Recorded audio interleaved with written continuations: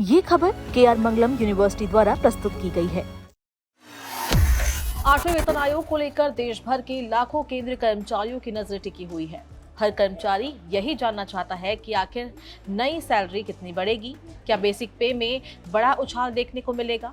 और सबसे बड़ी चर्चा इस समय उस प्रस्ताव की हो रही है जिसमें न्यूनतम बेसिक सैलरी को 18,000 रुपए से बढ़ाकर 72,000 रुपए करने की मांग रखी गई है। लेकिन क्या यह फैसला हो चुका है या फिर ये सिर्फ एक सुझाव है? आइए पूरा मामला जानते हैं। इस समय 8वां वेतन आयोग देश के अलग अलग हिस्सों में कर्मचारी संगठनों, यूनियनों और पेंशन भोगियों से सुझाव ले रहा है। आयोग का उद्देश्य ये समझना है कि मौजूदा वेतन ढांचे में किन बदलावों की जरूरत है और कर्मचारियों की प्रमुख मांगे क्या है।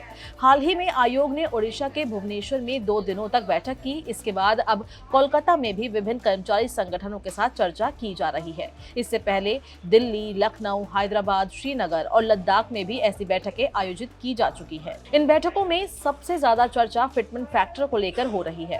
फिटमेंट फैक्टर वो आधार होता है जिसके जरिए कर्मचारियों की नई बेसिक सैलरी तय की जाती है। 7वें वेतन आयोग में ये 2.57 था, लेकिन इस बार अलग अलग कर्मचारी संगठनों ने इसे बढ़ाने की मांग की है। ज्यादातर यूनियन 2.86 से 3.8 के बीच फिटमेंट फैक्टर की मांग कर रही है। उनका कहना है कि बढ़ती महंगाई और जीवन यापन की लागत को देखते हुए कर्मचारियों को बेहतर वेतन मिलना चाहिए।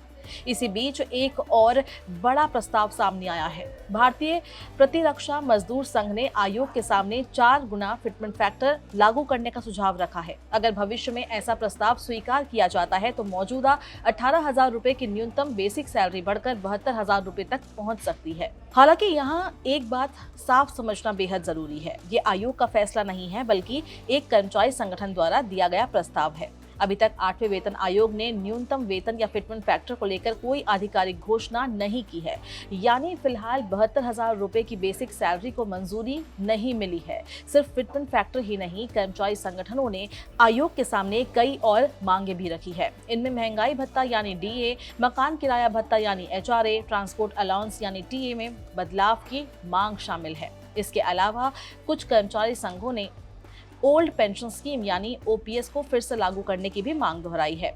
उनका कहना है कि पुरानी पेंशन व्यवस्था कर्मचारियों के भविष्य के लिए अधिक सुरक्षित मानी जाती है।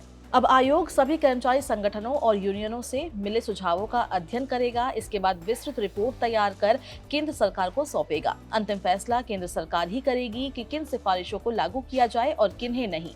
यानी फिलहाल कर्मचारियों के सामने कई बड़े प्रस्ताव जरूर हैं, लेकिन इन्हें अंतिम फैसला मानना सही नहीं होगा।